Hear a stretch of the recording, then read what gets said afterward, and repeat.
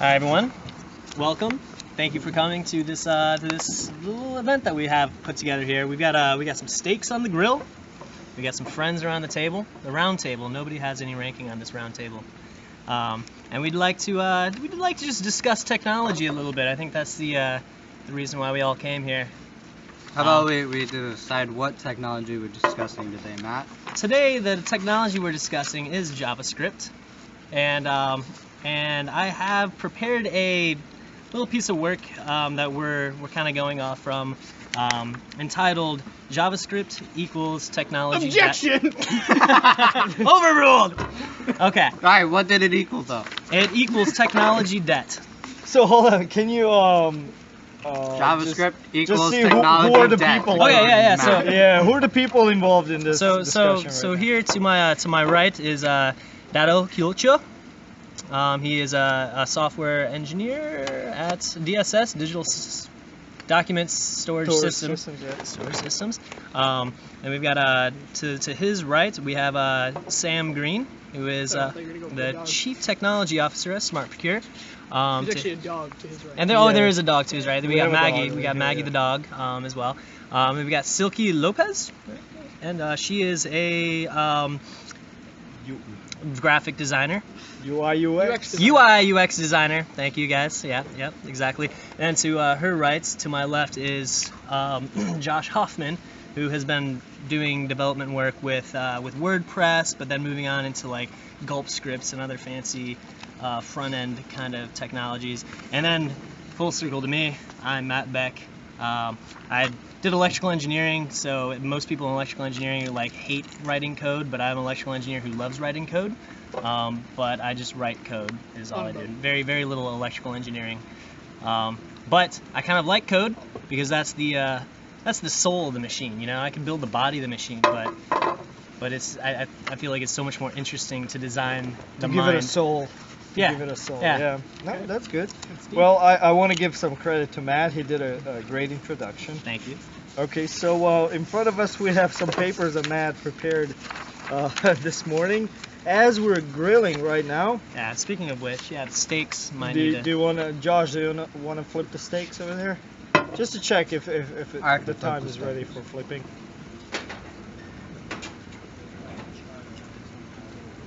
So the overview of the document is. Can you shed some contentious things in number 2? Yeah, so there's some contentious things. Sure, absolutely. This is meant to be a contentious event. Sure. So for the viewers at home or listeners who cannot see this document, I would sum up this entire package as 3 words: them's fighting words. I like it. Yes, that is the intention of the intention of contention. The 3 topic regions are 1, the dynamic dilemma, 2, single-threaded limitations, and then 3, the .NET alternative. Ooh, okay. So so really this really kind of focuses on JavaScript on the back end. Alternative in quotes. So I do I like the idea of isomorphic code. As a matter of fact, that's why I started doing Meteor, because I really was interested in the idea of one language. Why would I have to know all kinds of other languages? Of course, if you're writing in a browser, you have to know 3 languages. But that's 3? HTML, JavaScript, CSS. Okay. Yeah, that's 3 languages for sure. Yeah, but when we get a resume in, and they put programming languages, JavaScript, HTML, we drop it. No interview for you. If you consider HTML a programming language, It is, yeah. It's a storage format. okay. It's a markup. But It's JSON is XML not a at its programming finest. language. Yeah. CSV is not a programming language. Yeah. It's not. Yeah, Ha. yeah. Okay. And then So what I'm seeing also here, It's not procedural. whatever we have right now, it's not a very pragmatic way of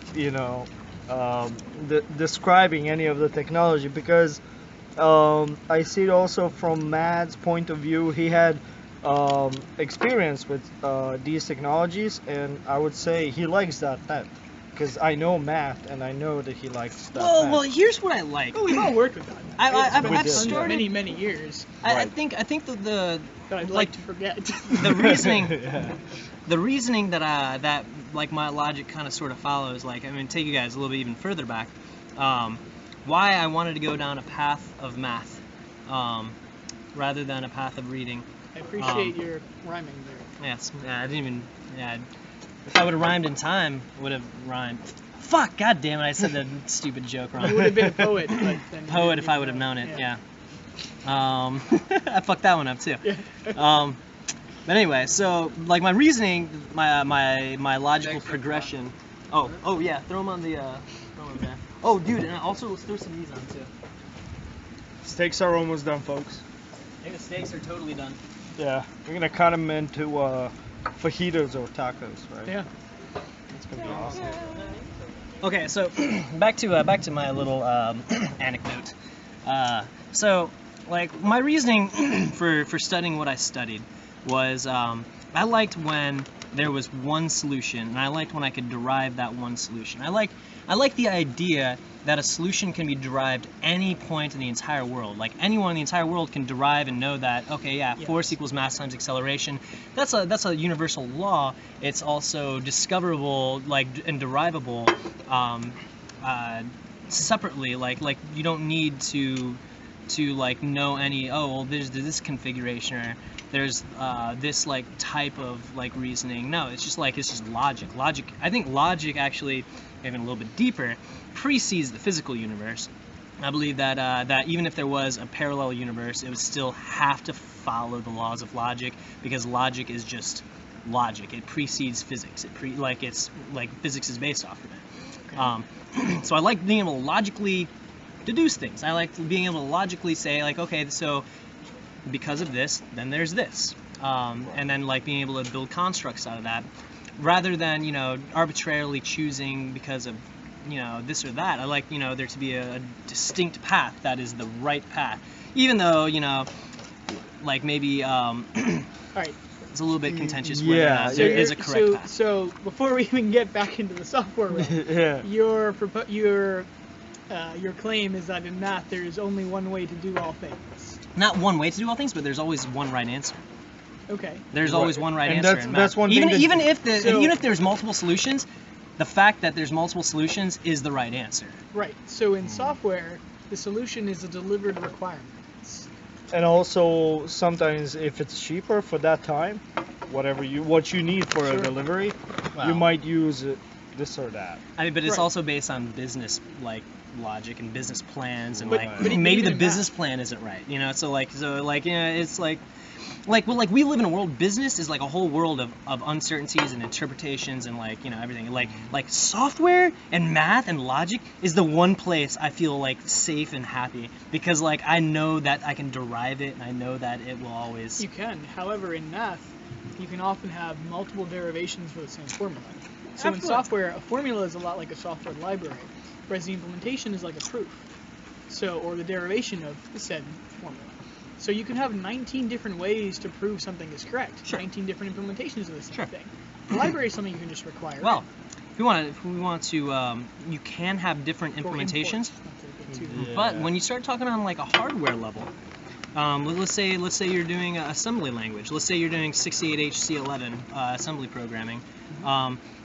There really is much fewer, if not like kind of singular solutions to operations. Like you want to do an add operation, well, there's an add operator that's what the processor's optimized for, and it has the instruction set to do.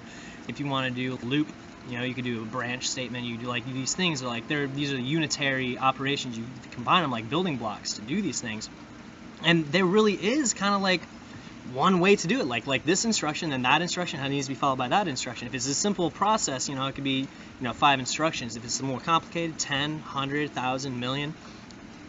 But algorithms aren't so straightforward. but like, yeah, like the more complex algorithms you get, yeah, then you know, it's harder for our own minds to solve. Like how to do placement on an FPGA of logical gates. Placement, like that's one of the things that we try to do all these crazy simulated annealing or evolutionary programming to come up with ways to solve problems that we can't do because it's too much.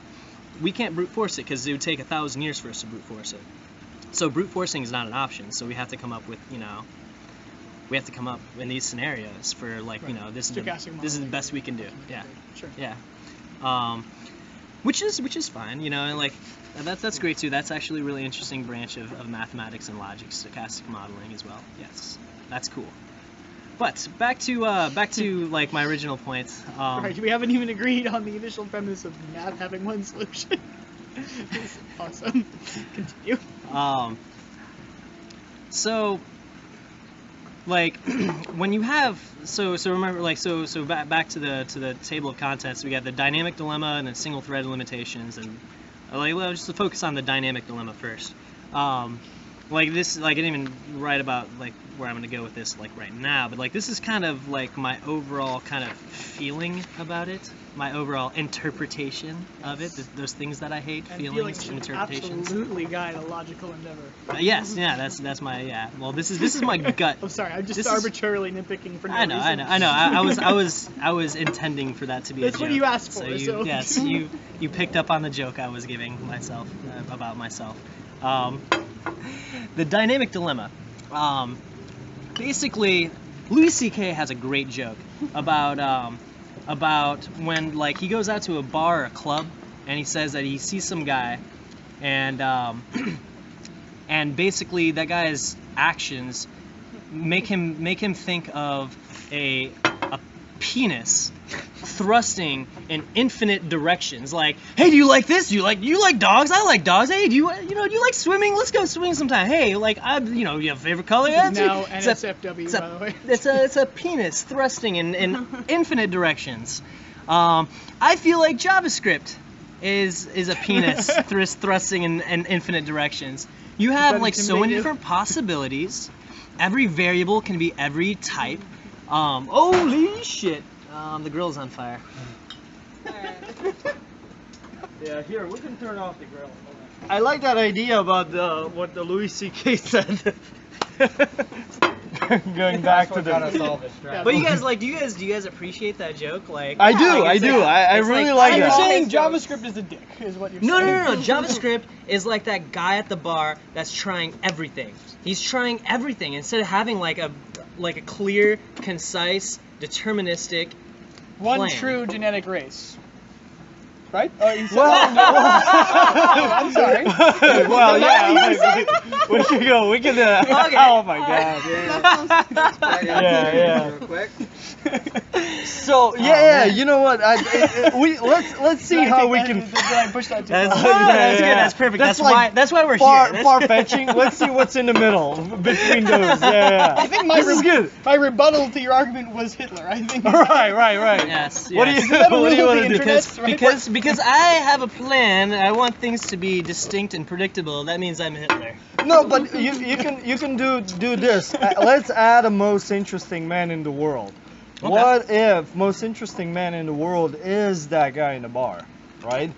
So he goes, he's in the bar, right?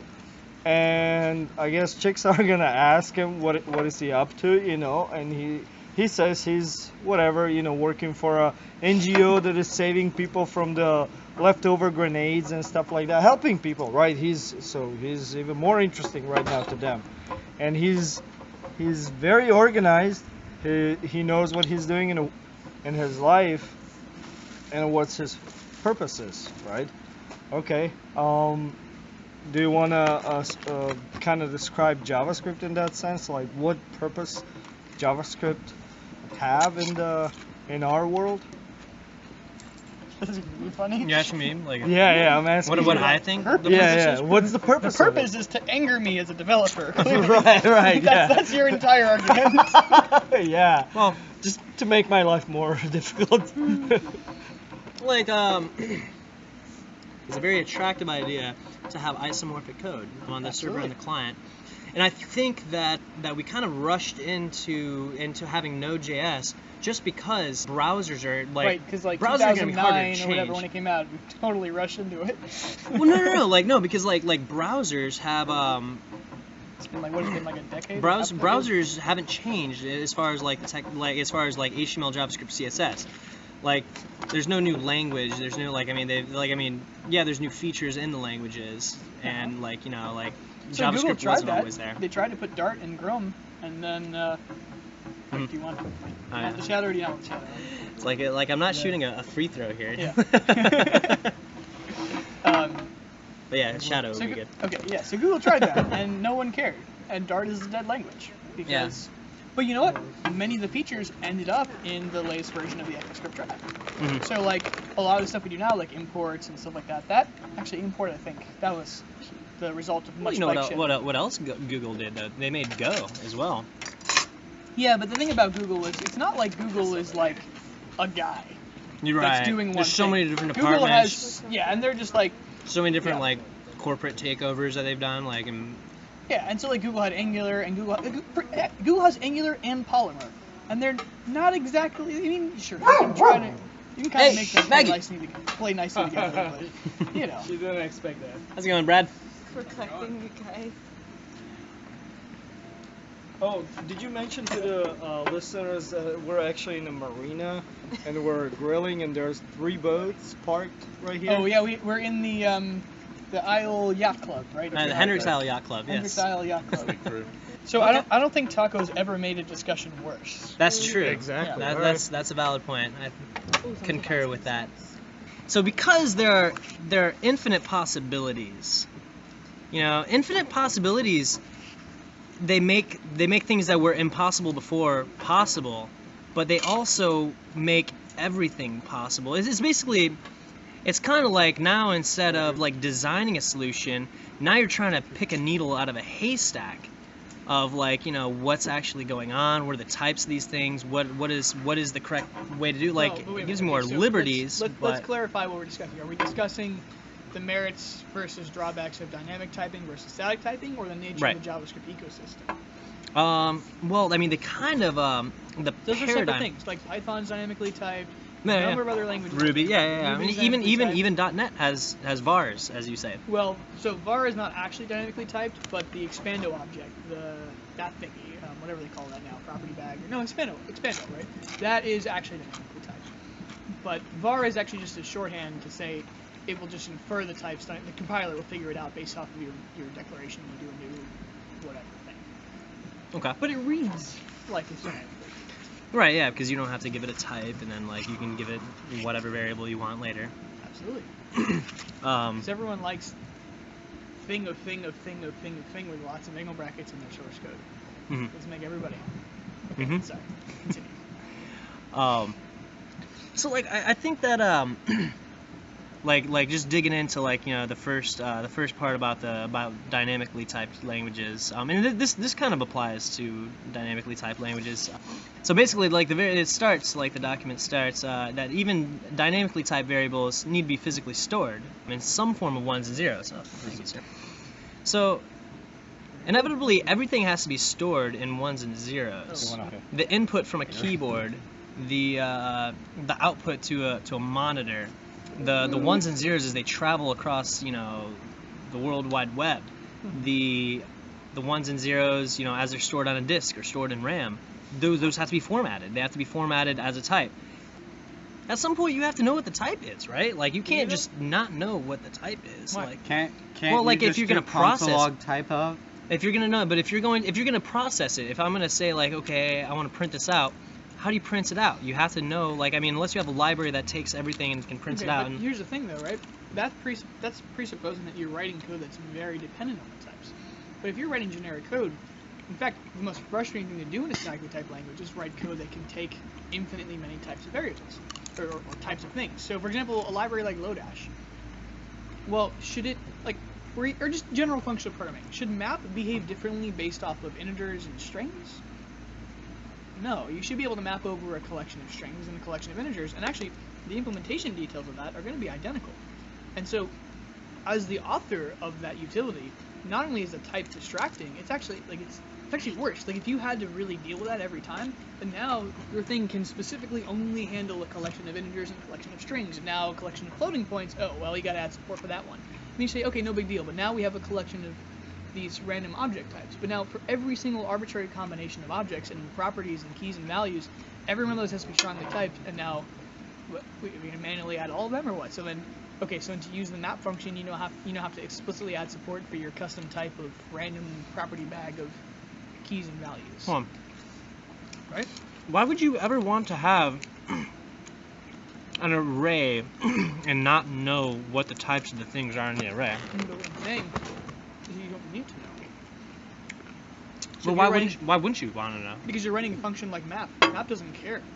Map is a function that Right, takes it's a collection. generic, but like, but when in But see, that's- when in programming are you like, I don't really care what type this is. I'm gonna iterate over If you're it. a good programmer, hopefully all the time. So Okay, so I want to jump in here because this is interesting. I found myself actually a couple times that I'm getting data from the API, and I need to know at that point, like if the ID is a string, maybe a GUID, because in JavaScript that's a string, or if it's a integer. okay, but that's a network request thing. It's an API thing. It's a little bit different. Yeah.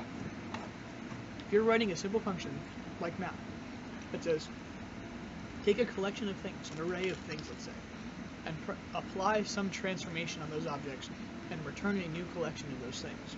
The implementation of map should have doesn't need any knowledge of the types of the things it's processing. Now your map function, the actual commenter, the thing you're Well, applying. but does the CPU need to know? No. What? The CPU doesn't need to know what the ones and zeros are that are Why coming would into you need it? to know? So Because if you're saying, so a naive implementation of map would be a for loop that more or less just creates an array, and for each index says apply this function commenter that's been applied or passed in. When I refer to like the CPU, I mean I mean like also in regards to like the buses, like the buses that are very like, you know, a bus, you know, within a with a logical computational unit is going to have maybe an 8-bit bus or 16-bit bus or 32-bit or 64-bit registers. You know, like, you know, most computers are 64-bit. So all these instruction registers and all these storage registers are 64 bits. That means that, you know, it's got a 64-bit bus that comes like that delivers that you read and write. When you read and write stuff, the ones and zeros, they travel over the buses, and the buses are 64-bit. Now that's important because, like, okay, so now when information comes into the processor, when the ones and zeros come into the processor, it's going to be in a type. Like there's never a time when data comes into a processor that's not typed. Like data in the processor is always typed. But that's not true at all. Yeah, it the is. processor is ones and zeros with a start and an end. I mean, But how does it know how to process it if it doesn't know what it is? so in memory, you have zeros and ones. If those zeros represent a string, and those zeros represent a number, it doesn't matter. You call an assembly operation, you do a bit shift, and register 19,327. It really doesn't care if it's an integer or if it cares if it's a string, which is why you can bit shift strings and do weird, crazy low-level C algorithms and Sure. do stuff that, Sure. you know, and it doesn't care about the types. It doesn't care if, you know, well, register 97 through 47,000 is representing some specific set of fields in an object, and these other registers are different. It just doesn't care. They're just zeros and ones. So actually, fundamentally, the memory of the processor is untyped. It's just zeros and ones. To your point, not my point, by the way. That's your point. You started your first proposal here, your first statement was that ultimately data is stored in some format of ones and zeros, which means that fundamentally there is a either untyped or perhaps you can make the argument of a single type, a binary of that 1 or 0. Which means at the lowest level, which is the argument you're making. Your argument is that at the lowest level things must be typed. But your own argument is actually stating here really that at the lowest level things are fundamentally ones or zeros. Well, things. ones and zeros encode things though. There has to be some sort of like ones and zeros are meaningless. They're meaningless to you. They're meaningless to me. They're like, if I saw a string of ones and zeros, I don't know ASCII. Like I don't know like everything by, you know, I know like a few ASCII codes or whatever, but like without the encoding, without knowing what, you know, without a table saying what the ones and zeros are translating to, the ones and zeros are meaningless. Like a computer, like without a monitor, is gonna sit there and it's gonna be fucking stupid. I see where you're going with this because Sam, what Matt is trying to say is as you're developing, you're trying to make things easier for a developer to know stuff, what's going on in the environment, and in that case, to finish up as soon as possible. What is he trying to do, he or she? And then in that case, if you do know the type, and you don't have to think twice or check somewhere else, like I was mentioning in the API, I have to go check in the API. It doesn't take me that long. It takes 3 seconds to check. It's 3 right seconds there. multiplied by. Right. Yeah. So, but what Matt is trying to say with these variable types is, this is something that it adds up, and I have a feeling we're not looking for an answer over here. We're just arguing because this whole thing is a podcast. But there is an answer, right? And so here's the thing: the trouble with full 100% static typing is that it inhibits generic programming. So if you're forced to say that a certain variable must be of a specific type or set of types, you're fundamentally restricting the types of things on which your thing can operate on, a function can operate, a function, library, whatever can work with. In the example of something like Lodash or underscore or any of this, or even just again general functional programming, something like map. So map can operate on a collection of anything. So there actually is an answer, and the answer is JavaScript, not JavaScript specifically, but supersets of JavaScript, such as TypeScript, which allow specific type decorations on things. For things that really are only going to be one thing, you can provide an annotation. There's things like Flow, which is a Facebook thing that you can add type information to JavaScript things. There's TypeScript, which is well, I guess it's not a Microsoft thing anymore. And then eventually there'll be just stuff straight up in. Most likely we'll have type decorators in ECMAScript 2018 or something like that, whatever it is. And you can do that. But the thing is, so static typing may help in certain situations, right? Static typing helps if there's only one possible type. But when you're writing code that can operate on a multitude of types, unless it's a specific subset of, this can either be a number, like this can be a floating point or an integer, it must be numeric, let's say. Numeric being defined as the set of types including floating point, double, big integers, regular integers, whatever the set of possible numerical types. Okay, sure, that's fair. But for something like a collection of things, a collection is a container, and a container can contain anything. And in a function like map, it's actually it's extremely harmful to try to restrict that. So you can map over a collection of what? A collection of anything. Yes, static type languages, you cannot generalize types of things, and I almost think as an axiom of programming that you shouldn't do that in the first place. Like, to make a generic method for types in .NET, you do have like the each loop, but I really just still kind of like for loops. Like, I mean, like for loops doesn't even matter. Like, you're not talking about like iterating. You say the length of the collection, which is fine. But I think my contention is that anytime you have a collection of things, it's better to know what that collection is. Why would you ever have a collection of things and not know what that collection is? Like, the fact that at any point you have a collection of things but you don't know what's inside that collection, that's scary. That is a bothersome and worrisome and very anxiety-inducing situation. Why? Because if I process it one way, it'll work. If I process it a different way, it'll crash, and then it won't work. Except if you're writing code, it's generically handling, for example, collection of items. That code doesn't really, except for perhaps in a cursory way, even really interact with the items. Again, take like map, naive implementation, iterate over collection, return things. But it can get much more complex than that. So libraries like Lodash and other ones, I think LazyJS is a good example. They'll do things like shortcut fusion. Shortcut fusion says, for example, just collapse things. So if you were going to say map collection and then map a collection and then map a collection, you could do that, and the naive approach would be 3 for loops. However, so shortcut fusion would allow you to then say, instead of 3 maps being 3 for loops, do a single loop and then apply the 3 combinators in a row, one after another, which ends up being substantially more efficient. But the cool thing is that as a software developer, you didn't need to know about that. The thing is, you just know it's going to be performing. And then as a person writing that code, all you need to worry about, all you need to reason about is a set of map operations. You know, well, this is iterating over a collection of what? Who cares? It's a collection of things. This one's also going to do that. And now we're going to do shortcut fusion, and we're going to combine them and say, well, we've done these 3 maps in a row, and this is what was called. Before we execute it, let's say, all right, operation 1, 2, and 3, let's call them sequentially on each thing as we go through, instead of running 3 maps in sequence.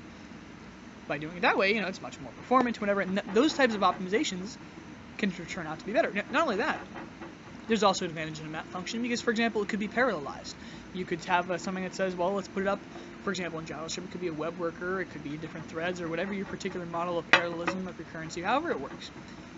That function of the map doesn't really matter. As long as it does the thing you need it to do, it can do it in extremely efficient ways that you don't really care about.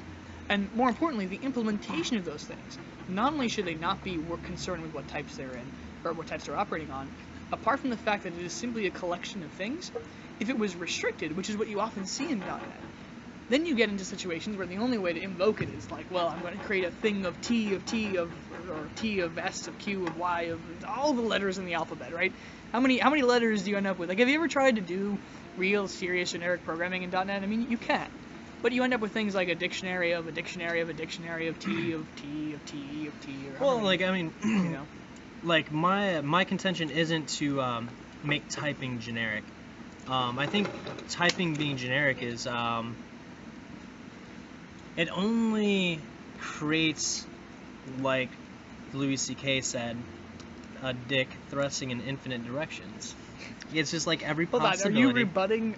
Are you? Is No, your no, response to I map better rebut on that. Are Hold you on, hold on. calling map a dick? No, no, no, no, no. What is a map? What is a map? Everything though? is a A dick, map. Sam. A map is Everything. a map is a for loop that reads from something and writes to that something. Like it reads from a collection and writes to that it writes Does a it? new collection. Oh yeah, a new one, right? Yeah, exactly.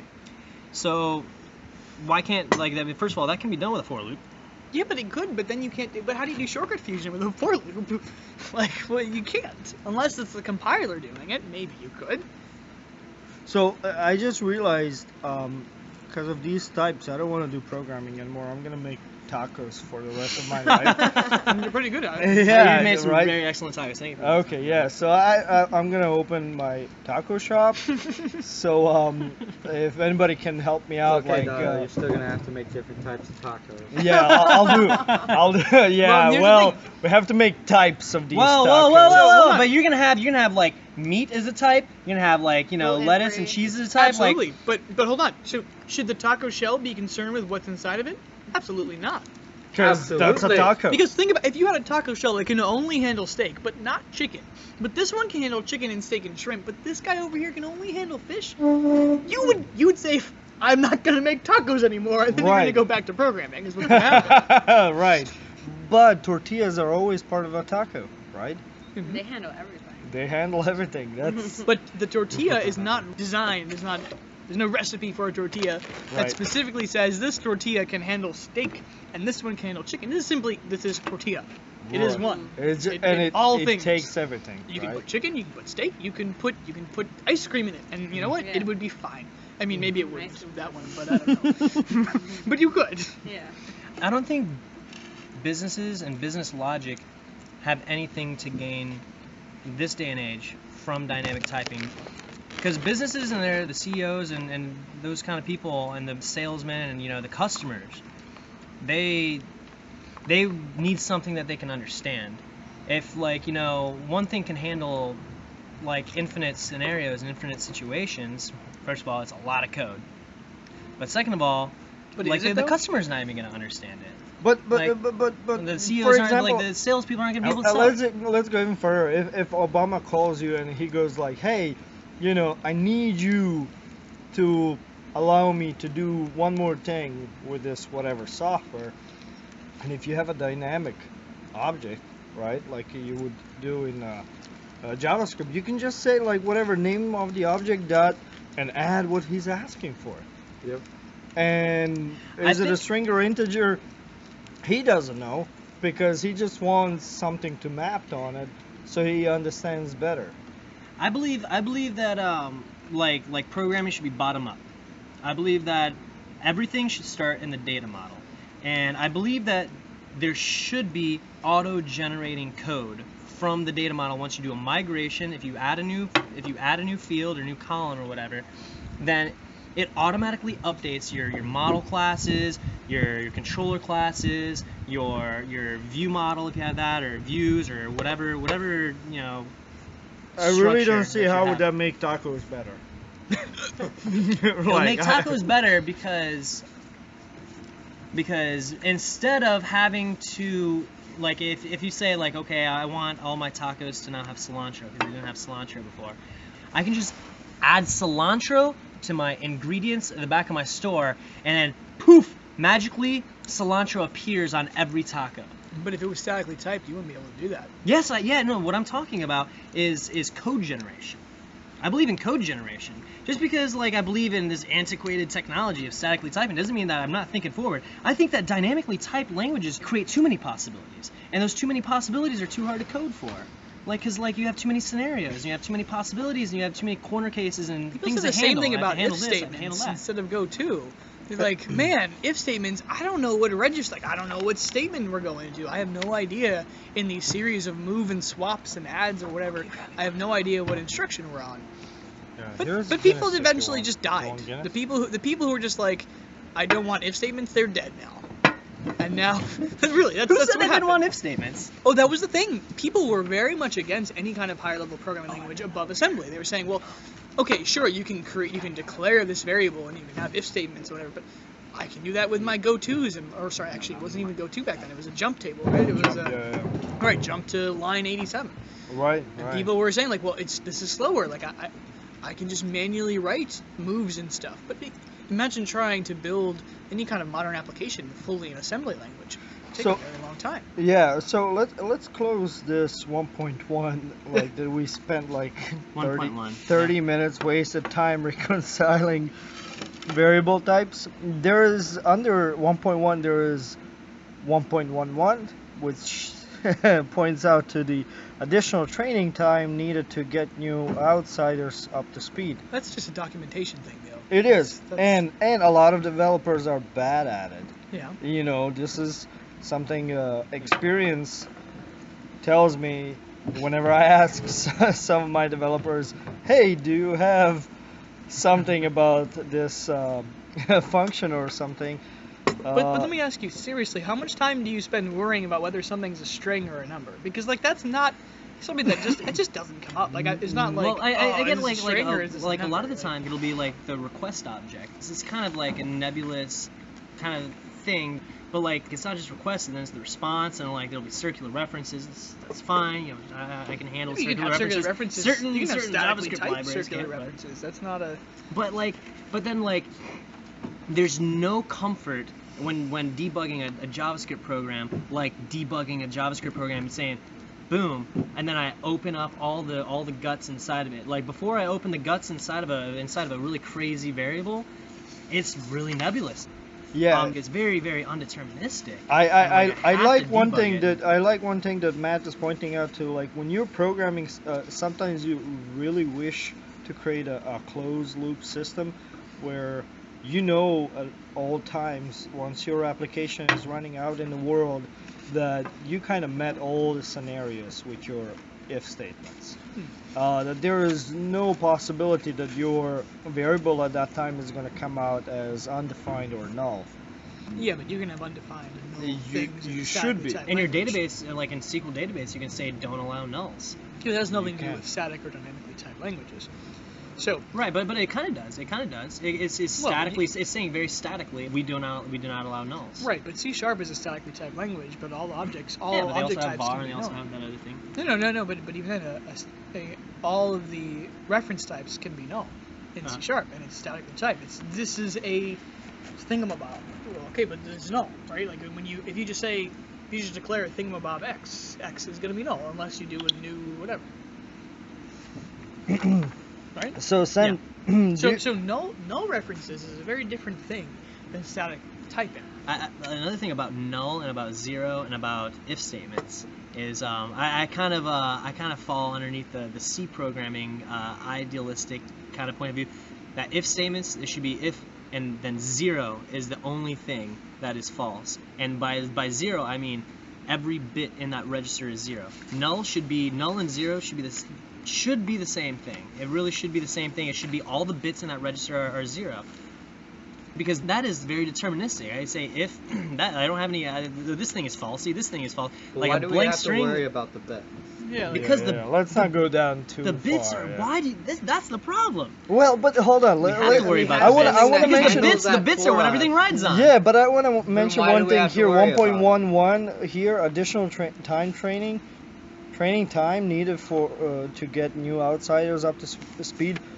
What Sam was saying, that shouldn't be an issue. But Sam, if nobody added in the documentation that it's possible to get undefined, a null, and a full, let's say an integer at that point, Or a 0. or a 0, You say right? if Or this, then- -1, because -1 sometimes means a lot, Well, right? yeah, -1 should be true, because there is, like, in that register there is something that has a 1 on it. But -1 is a tricky. Yeah, so if nobody documented But in that, C programming, if it's nobody true. documented -1 is that in the API, in the library, right? Mhm. Like there is an additional training time that. But it would be that the is same even if it was statically typed, right? What you've described is 0. It could take 0. It could take -1. It could take 27.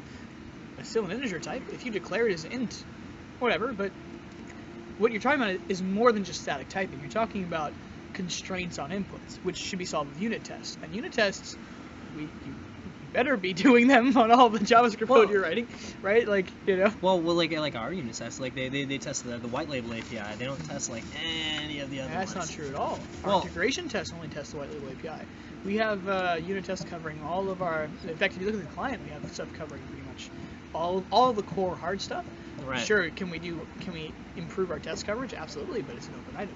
The only reason our test coverage isn't higher is because stupid reason we currently just don't have them running on builds as part of the merge request process. But when that happens, the day that happens is the day 100% test coverage is a requirement for all new merge requests. So are you But saying even 100% test coverage still is not 100% possibility coverage. No, but static typing isn't 100% possibility coverage either. But you can get a lot more percentage coverage with Can static you know, typing. but here's the thing: if you have a function called multiply and you pass it a string, you're just an idiot.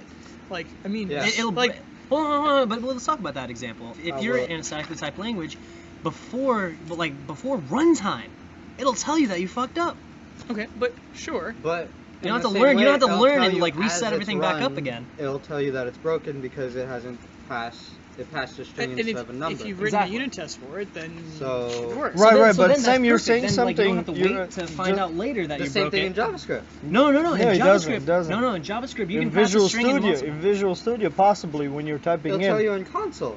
No, that no, it's no. broken. console yeah, when but at you have to runtime. run That's it. at runtime. Not in, Runtime. yeah. Yeah, Runtime. Yeah, We're but- talking about and, compile and time. static analysis of source The code to catch compile errors time earlier. and the runtime so like when we run a script.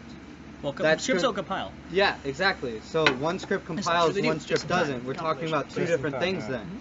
So at that 2 points, when we hit run in our JavaScript, that's the same as saying compile. Right, but it necessarily. doesn't tell you that your variables that you passed in where you're trying to multiply strings. Right. It doesn't and tell you, that's but fair. it'll tell you that it doesn't work at least, and then you can dig Like- into that. Well, later after like maybe you set a bunch of things up and you ask maybe you asked a customer, hey, send me a webhook, and then they send you something, and then like, oh shit, I tried to multiply strings. Can you send that webhook again? Then you look like you got your pants down. Obviously, you want to like queue Yeah, it but so you can what resend happens, it. But what happens But- if you do a bad job of modeling the static types? Like an incoming webhook, you say, oh, this is totally going to be a number. You shouldn't do a bad but job it's at a it. string. You should. Well, but then you shouldn't do a bad job of misusing an API by passing strings into No, multiple. but my point is that that things always get statically typed anyway. Things always resolve to a static type Right. anyway. No, So they don't. you should be in control of it. But I want to go back to that unit test because Sam was pointing out if you do unit tests for most of these things, would that actually cover the documentation? Because Absolutely. if you're providing to your new developer the unit test that he or With she can example look usage. into that's, unit that's test the documentation. and that's the documentation and be like, oh, they're actually looking into what they're passing. If they're passing something that is undefined null or a string, empty string, or even a type off. And you can write a test that says, hey, I'm going to pass strings into multiply and see what happens, and it'll break. And you'll be like, Oh, Right, So yeah. then, But it doesn't happen at compile time. It doesn't give the developer that advantage of knowing right when they're designing something that they No. designed it wrong. So does that mean that the developer needs to read first before they actually start coding? the developer should think first before they start coding. That's a good thing. Or even communicate. Yes. Because that's a one thing that a lot of developers don't do well. Yeah. Is communicate to somebody else who already went through all of this. But again, one thing I want to point out. Look, static typing it's not fair to call that a criticism of the entire JavaScript ecosystem because there are extensions to the language provided. There's TypeScript, there's Flow, the thing with the arrows and whatever. Yeah, stuff. Yeah. I know what you're Yeah. saying. IBM uses a lot of that. Sure. So Yeah. you can do that in JavaScript, and that's fine. But the thing is, dynamic typing exclusively. Okay, I see the argument against, but static typing exclusively also is an issue because it prevents literally dynamic programming. It prevents writing code that doesn't care about types.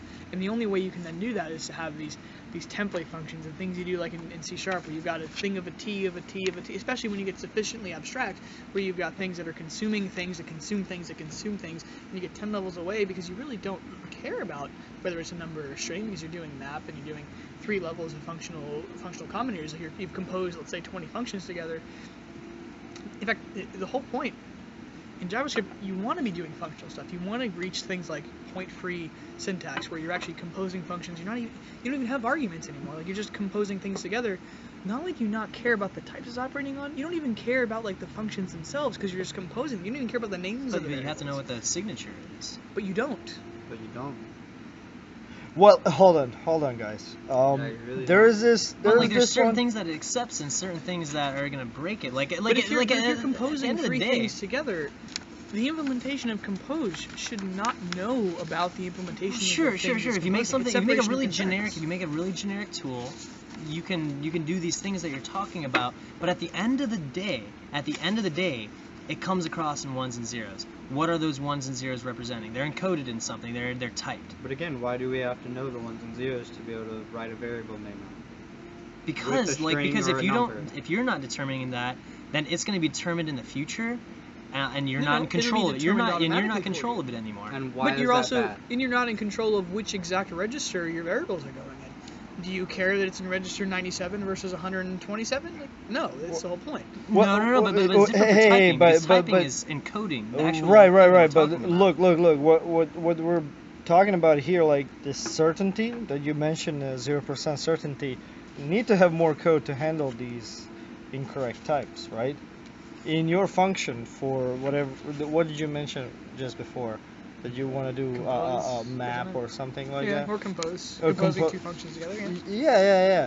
You actually have to have a if statement to make sure that the variable that is coming into the function is in a correct format before Is a you collection, even start. Sure. So map needs to assert perhaps that its inputs are an array, but an array of what? It actually doesn't even have to be an array because it could be an object. Map Well, can yeah, iterate like over. when In fact, you- map can iterate over anything that is a functor, right? Anything that provides an implementation that allows it to work. Like it doesn't need to be. I mean, sure. So strong typing and functional programming actually often go well together, hand in hand.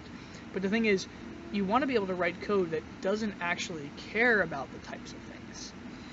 I tend to disagree because I think that I know that computers deal with data and the data is always typed. The data that comes has a type. It has a type, and if you're not in control of that type, then you're just hoping and praying, and then maybe you have to do a lot of asserts and unit tests to like be like, oh well, in this scenario, in this scenario, this scenario, this scenario. But if statically typed, you only have this scenario. That's it.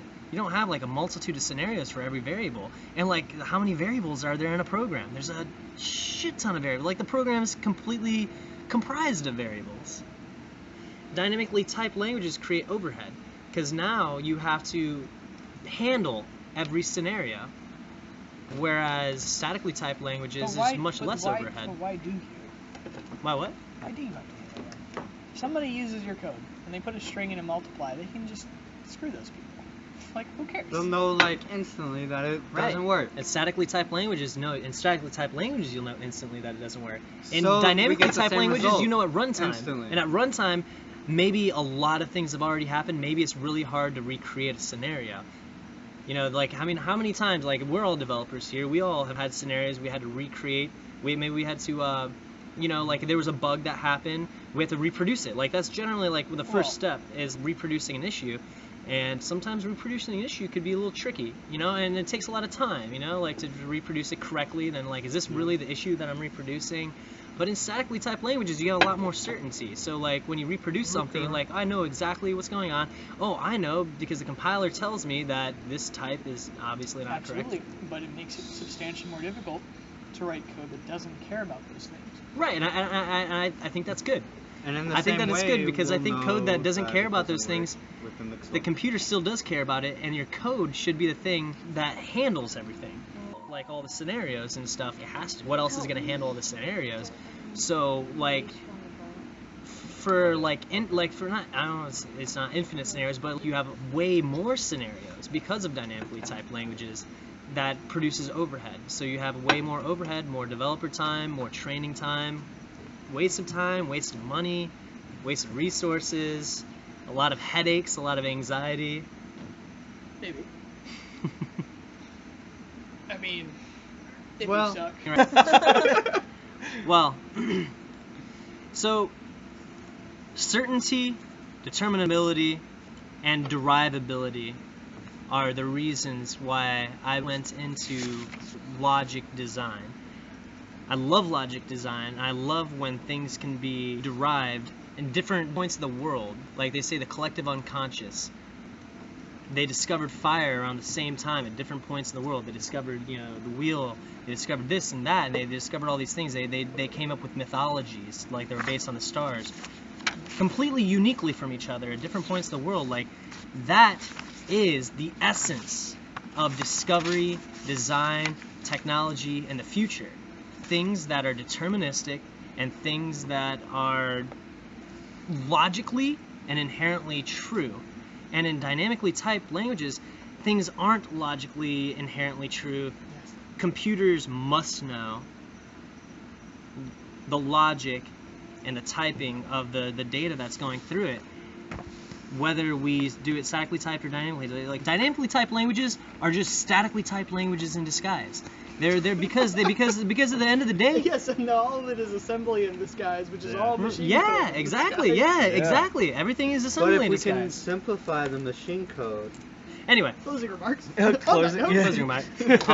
He's talking about the tangent. On the one thing that you know, like, and you've seen in me, I've seen in you, that we both get kind of passionate about and we both love making things generic.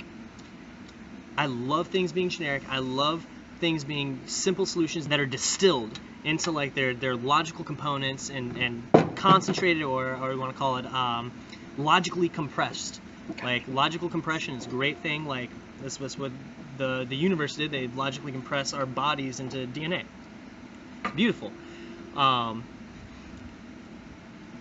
typing, if you try to generalize types, I feel like you're shooting yourself in the foot, because like things end up with a type anyways, and I feel like you should be in control of that. And that's my closing remark. Awesome. I'm gonna give credit to Matt, because like not even Neil deGrasse Tyson would do it better for the closing. You should actually say at the end, like, I bid you to look up, because that's what That's what he says. that's what he says. Like, I bid you to look up the stars, and you know. So I want to point out also closing remarks at this point. I have some ideas if eventually AI would take over and we wouldn't be able to control it. If we had dynamically typed variables, they wouldn't know what we meant. Like, you know, so they wouldn't know how to actually use any of our libraries. That might be a good thing. And that might be a good thing. So, like, you know, like in Of course, I'll just parse our unit tests.